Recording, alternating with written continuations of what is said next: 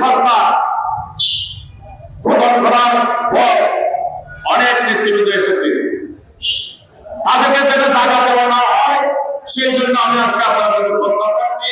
সংগ্রামের রাস্তা কুশবাস্তি নয়, সংগ্রামের রাস্তা ফুলচর্চার বিষয় নয়, সংগ্রামের রাস্তা অত্যন্ত কঠিন, অত্যন্ত কঙ্কাল নয়।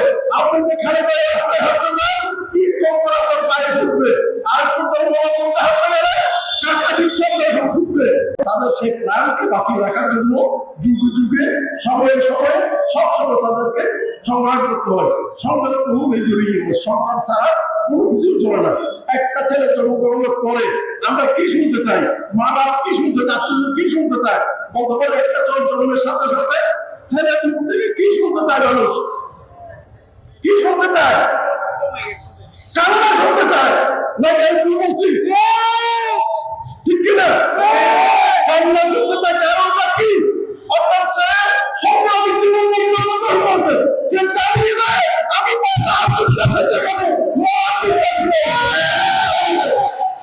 আমি কি ঠিক বলছি? একইভাবে যদি জীবনের মধ্যে টিকে থাকতে হয় আপনার সংগ্রামকে টিকে রাখতে হবে। সংগ্রাম সবাই করতে পারে না, সংগ্রাম যারা করে কেউ কেউ সংগ্রাম করে বিজয়ী হয়, আর কেউ সংগ্রামের মাঝে লাল দিয়ে পালিয়ে যায়।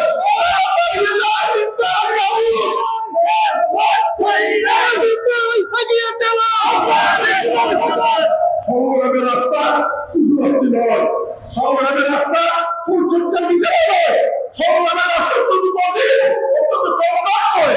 আপনি যে খালি পায়ে রাস্তায় হাঁটতে যান, ইট কঙ্কর আপনার পায়ে ফুটবে, আর একটু কঙ্কর হাঁটতে গেলে কাকা বিচ্ছন্দের ফুটবে, আর একটু কঙ্কর হাঁটতে গেলে বিজু সার বিজু আপনাকে তাড়া হবে, আর একটু কঙ্কর দিতে যান বার ভুলো করতে রাস্তায় গেলে, আর একটু সবচেয়ে মানুষের জীবনের সবচেয়ে বড় যদি আপনার জীবনের পথে আপনার চোখের পথে মানুষ যাব, আর একজন শত্রু আপনার পথের সামনে এসে দাঁড়াবে। আমরা আগামীতে নির্বাচনের জন্য আমাদের দলের পক্ষ থেকে যে আন্দোলনের কর্মসূচি আসবেন,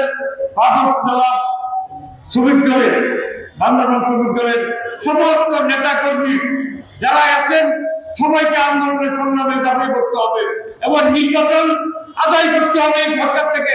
তারা এমনি নির্বাচন দেবে না, কেননা তারা সুবিধা আছে। যারা রাস্তায় ছিল না তারা অনেকে উপযুক্ত হয়ে গেছেন, মজা দিতে পারছেন, মজা থাকবে না। নির্বাচনে আদায় করেন, যারা ক্ষমতায় আসবে তারা দেশ পরিচালনা করবে। অনেক নেতৃবৃন্দ আমাদের আপনাদের সামনে আসবেন। আমি অনুরোধ করবো আগামী দিনে যে কমিটি গঠন করবেন, শ্রমিকদের জন্য যারা আন্দোলন করেছে, যারা শ্রম দিয়েছে, তাদেরকে নিয়ে কমিটি করার জন্য আমরা আহ্বান জানাচ্ছি। এবং হাইব্রিড আপনারা জানেন এই আওয়ামী সরকার গঠন করার পর অনেক নেতৃবৃন্দ এসেছে, তাদেরকে যেন জায়গা দেওয়া না হয় সেই জন্য আমি আজকে আপনার কাছে প্রস্তাব করছি।